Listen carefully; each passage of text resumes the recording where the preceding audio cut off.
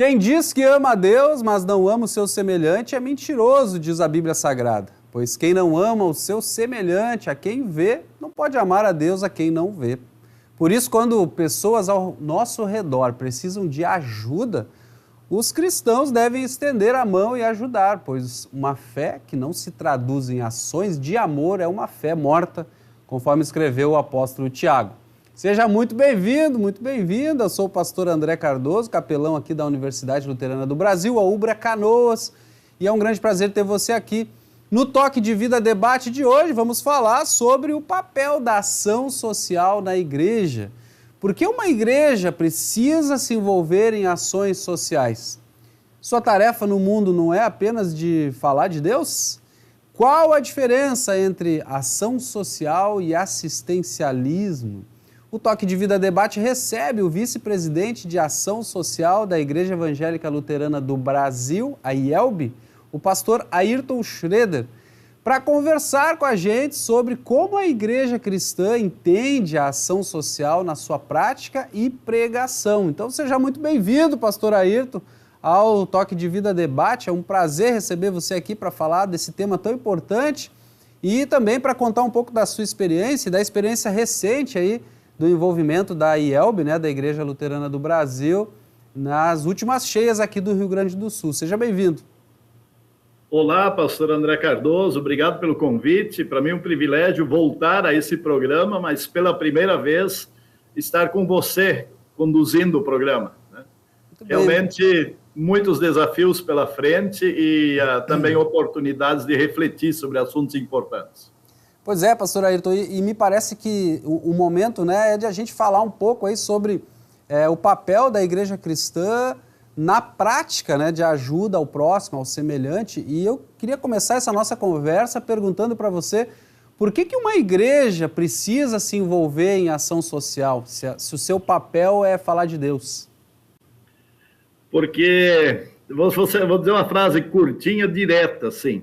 Porque quem tem interesse no bem-estar do ser humano é Deus. E se o papel da igreja é servir a Deus, ela não pode se eximir de cuidar da criação de Deus, e em especial do ser humano. Então, nesse sentido, há pensamentos, há dicotomias, por vezes pessoas imaginam que o papel da igreja é pregar falando e de outras instituições é agir, mas na Bíblia nós temos, na verdade, um único ensino, né? Que é o amor, que se manifesta de forma prática, e ao se manifestar de forma prática, ele vai se relacionar com gente, com a criação, com seres. E nesta relação, nós costumamos chamar essas atitudes de ação social, embora tenha outros nomes também para definir esse conceito. É interessante porque na Bíblia, tanto no Antigo quanto no Novo Testamento, tem muitas histórias, né, de vida das pessoas, mas especificamente de ação social. Você poderia relatar para a gente alguns exemplos bíblicos onde a ação social esteve em prática? Na prática, o termo ação social ele é um termo do contexto de vida social brasileiro, né? Depois a gente pode falar de alguns termos, né? Então a palavra ação social ela não está na Bíblia enquanto um termo específico, mas a Bíblia chama esta ação de misericórdia, chama de compaixão, e especialmente de diaconia, que é o serviço ao outro, né? E aí nós temos inúmeros exemplos, né? Inclusive nós temos em Atos o relato de que os cristãos ajudaram em tempo de calamidade, de seca, né? Comunidades de um lugar enviando donativos para a preservação da vida e bem-estar de outros, né? E sem considerar os próprios exemplos que Jesus deu nas parábolas, né? O bom samaritano, bastante conhecido, né? Onde uma pessoa de religião diferente para e cuida, faz aquilo que precisa ser feito, né?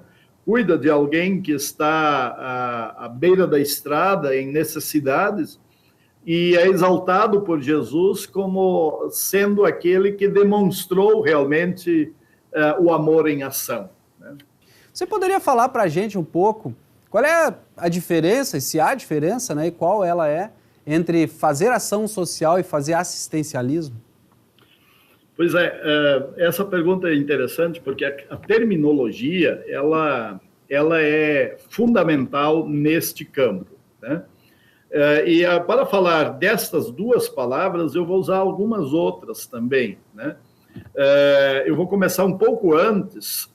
Na década de 90, quando eu estava me graduando, usava-se muito a palavra serviço social para ser algo um pouco mais organizado, algo programado e constante, perene no trabalho da igreja.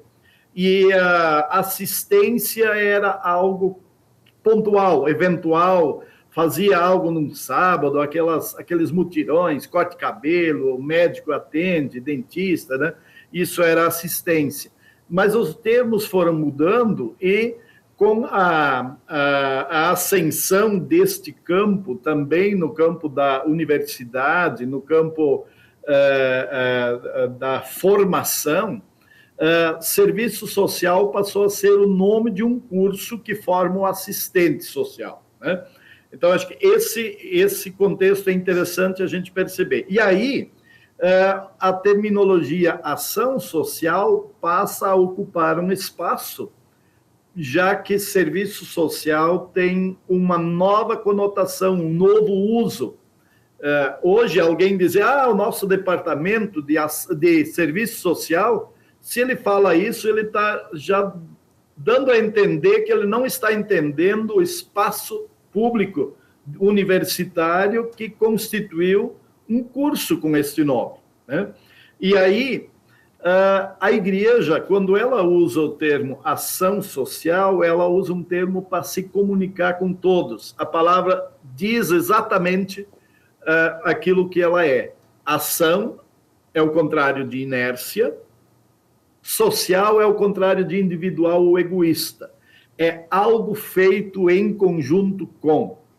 Eu posso estar sozinho do lado de quem está atuando, mas a minha ação ela é coletiva porque ela vai beneficiar alguém do outro lado, e já somos dois, né? E aí o assistencialismo, ela é uma palavra que recebeu uma conotação muito pejorativa, porque é uma palavra que não conecta quem precisa e quem vai apoiar. É uma palavra que aquele que vai oferecer o apoio decide o que é bom para o outro. E aí o assistencialismo é muitas vezes usado como uma forma de eu me sentir melhor como benfeitor, e o outro precisa receber aquilo que eu acho que é bom para ele. Não há um diálogo, não há relação, não há conexão. E eu vou dar um exemplo bem prático para você e para todos os que nos assistem, de um conceito assistencialista que é muito forte e a gente não pensa sobre ele, chamado cesta básica. O que é uma cesta básica? É um alimento básico, sim. Quase todos comem todos estes itens. Entretanto, sou eu quem decido qual vai ser o seu cardápio do mês. Faz sentido isso? Então, o assistencialismo, a pessoa que se propõe a estender a mão, ela não só estende a mão, como decide o que o outro precisa. Isso não empodera, isto não desenvolve, isto gera dependência. O assistencialismo, ele é opressor, ele não é instrumento de desenvolvimento humano. A ação social, quando ela é usada nessa concepção, que eu falei há pouco, ela é uma ação sempre coletiva. Ela sempre envolve, ou pelo menos deveria envolver, o público beneficiado nas decisões. É claro, pastor, que existem momentos que alguém tem que decidir pelo outro por causa da pressa, como a calamidade esses dias. Mas agora que o povo está retornando para casa, nós precisamos dialogar. Eu não posso parar na frente de uma casa e descarregar tudo. Eu preciso perguntar, você gostaria de um fogão? Ah, claro que ela quer. Mas eu preciso dar autonomia, porque isto tem a ver com respeito, desenvolvimento humano e com autonomia. É a pessoa que está sendo assistida e não o benfeitor. Porque eu estou apoiando, eu chego junto hoje para que você caminhe só amanhã. Enquanto eu estou com você, eu ajudo você a decidir, a escolher, a caminhar, porque o meu propósito é que você não dependa de mim, mas você tenha a capacidade de gerir sua própria vida a partir daqui. Então, o assistencialismo não, venham para cá que eu sou benfeitor, venha porque eu vou te oferecer o que você precisa, continue dependendo, esperando, eu vou te fazer promessas, aguarde, e você vai ser acolhido, porque eu vou fazer o melhor por você. O assistencialismo, ele segue mais essa linha, como eu estava falando. Obrigado por esclarecer para a gente, pastor Ayrton. E me parece que Jesus tratou um pouco desse assunto lá no episódio, quando ele multiplicou, né, os peixes e os pães, porque depois, né, desse milagre aí de alimentar a multidão, as pessoas procuraram Jesus e Jesus diz para elas, né, olha, eu não estou aqui para fazer assistencialismo. Ele não usa essa palavra, né, mas ele diz, sim, vocês estão me procurando para receber mais pão e mais peixe, né, mas o alimento que eu tenho para dar para vocês é um alimento que dura para sempre, que dura para a vida eterna. Então, me parece que ele tratou desse assunto, né, com muita sabedoria e não usou esse termo, né, que é um termo mais moderno, mas me parece que Jesus tratou disso. E falando disso, pastor Ayrton, tem uma pergunta que eu acho que também é importante sobre o trabalho da própria Igreja Evangélica Luterana do Brasil, que tem, então, essa visão aí, né, de não ser assistencialista, mas de ajudar as pessoas nas suas necessidades, ouvindo as suas demandas, né? E gostaria que você falasse para a gente quais são os principais projetos aí de ação social da Igreja Luterana Evangélica do Brasil, mas vou pedir para você fazer isso daqui a pouquinho, depois do nosso intervalo, que a gente vai fazer um breve intervalo e voltamos já, né, com a nossa entrevista aí, com a nossa conversa com o vice-presidente da IELB, da Igreja Evangélica Luterana do Brasil, pastor Ayrton Schroeder. Já a gente está de volta, não sai daí.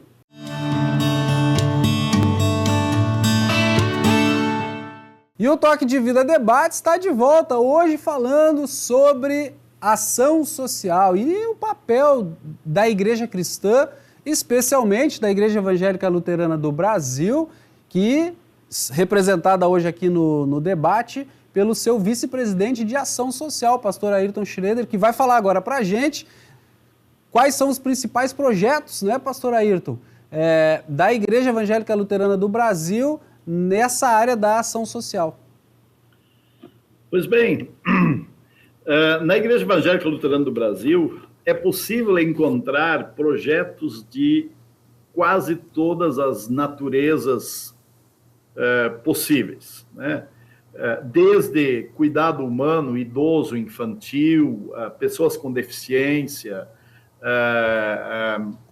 especialmente a questão da carência alimentar, nutricional, mas também de formação, de capacitação, enfim. Então, nós optamos por um caminho de não ter projetos nacionais que sejam replicados em todos os lugares, mas optamos por um caminho de capacitar pessoas para que encontrem, no seu contexto, aquilo que faz sentido e que responde a necessidades e expectativas de pessoas, né?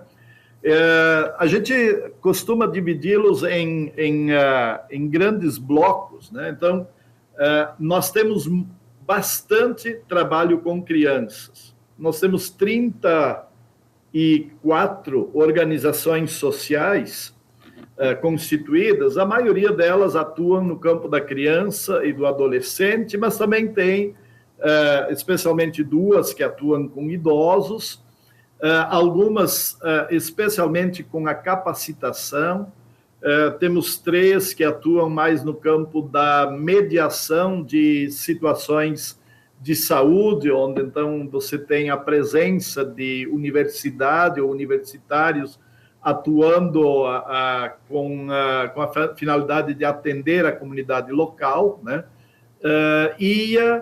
As congregações, especialmente, elas então fazem um trabalho a partir de voluntários, atendendo demandas. E aí a demanda com crianças, ela é muito forte. A alimentação, eu acho que em toda a igreja, eu acho que não tem uma igreja local que nunca ajudou família com certa regularidade na questão alimentar, né? E quando eu digo alimentar, sempre vestuário e calçados estão presentes nessa forma, mas tem crescido bastante o olhar do desenvolvimento para uma independência. A gente tem trabalhado 4 verbos. O papel da igreja é acolher. O papel da igreja é proteger.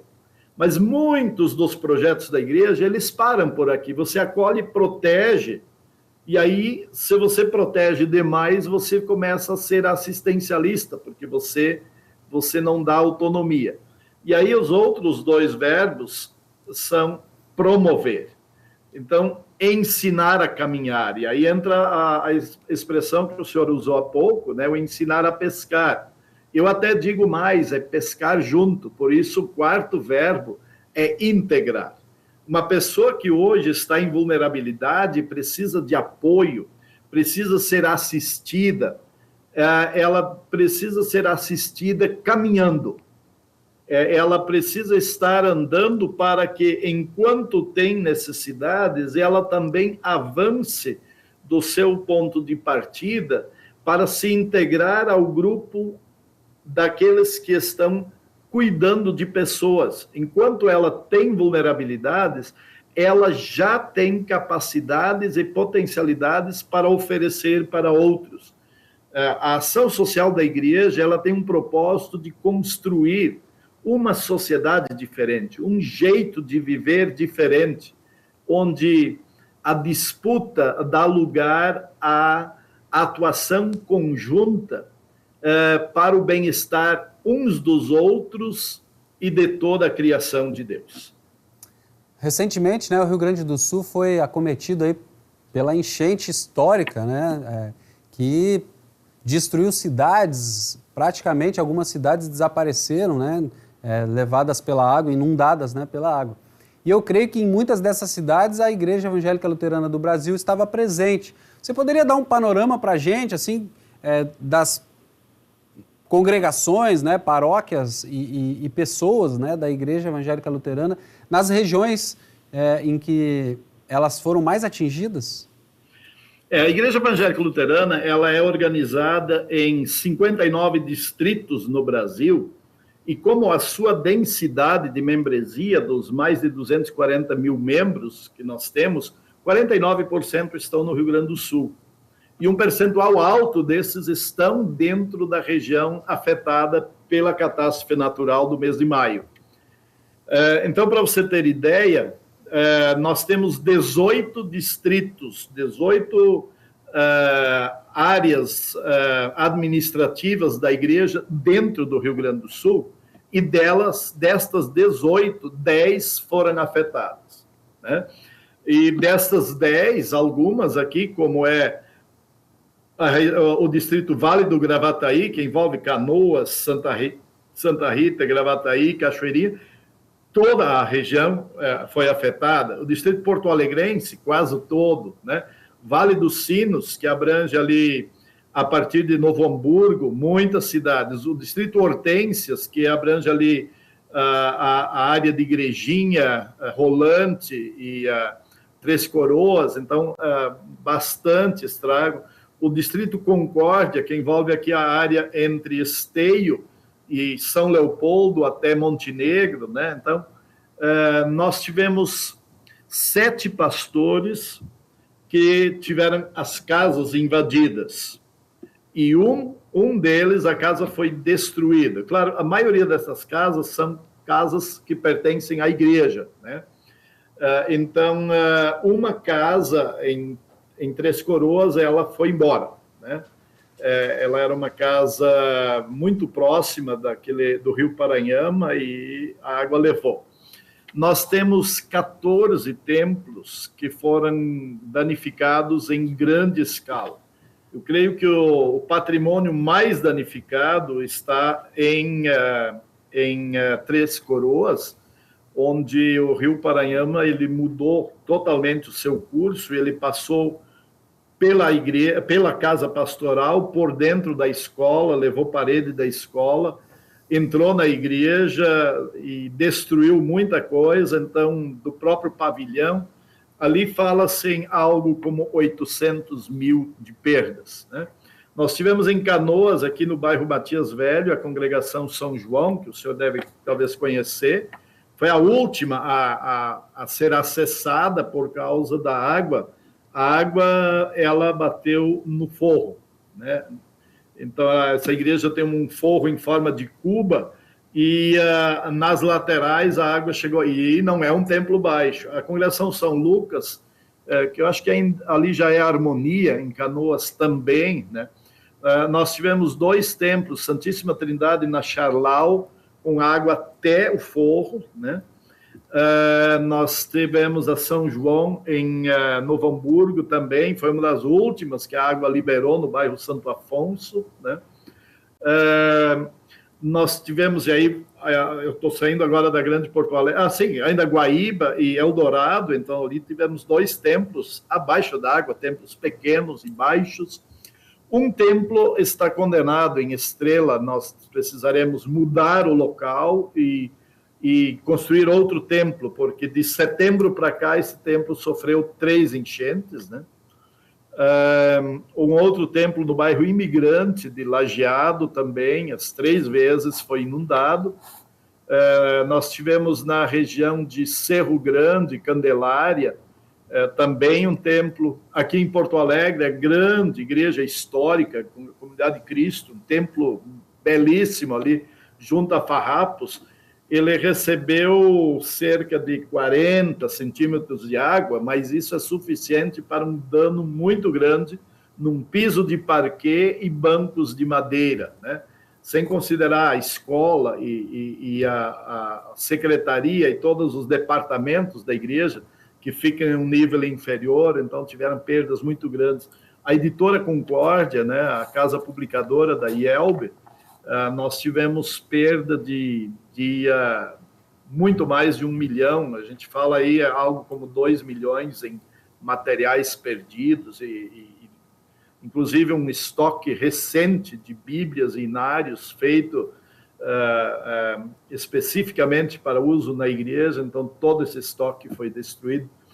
Então esse é um panorama aí um pouco da igreja, mas eu acabei ampliando um pouco mais também. Tá ótimo, pastor Ayrton. É importante a gente poder saber, né, da dimensão aí e também como é que a gente faz para ajudar. E daí eu queria que você pudesse falar um pouco. Eu sei que a IELB ela tem um fundo, né, de apoio aos desastres. Aquelas pessoas que estão nos assistindo agora, se elas quiserem ajudar de alguma forma, né, a igreja, como é que elas fazem? Sim. Pastor André, você fez uma pergunta importante. Antes de responder, primeiro eu vou dizer, nós temos o Pix, doe@ielb.org.br. E esse Pix, ele realmente contou com a credibilidade pública. E eu quero agradecer aqui na TV pelo grande volume de doações que nós recebemos de fora da igreja, de pessoas que acreditam na nossa forma de gestão, né? E também a todos os luteranos do Brasil, inclusive de fora do Brasil, que têm feito doações. Nós temos muito brasileiro fora do Brasil e que facilita esse processo de notícia e tudo mais, né? Mas eu quero agora dizer assim, antes de continuar nesse campo, pastor André Cardoso, você, seus colegas capelães na Universidade Luterana do Brasil, vocês foram gigantes. Eu me emociono quando eu lembro, porque eu voltei do Paraná de uma viagem do dia 24 a 30 de abril. E fui passar o aniversário do meu pai no dia 31 para voltar dia 1º, aliás, no dia 1º, para voltar no dia 2, e não deu para voltar. Eu fiquei isolado até o dia 17, quando eu fiz 400 quilômetros em 17 horas. Porque quando abriu a primeira brecha de caminho a Porto Alegre, eu me pus na estrada, né?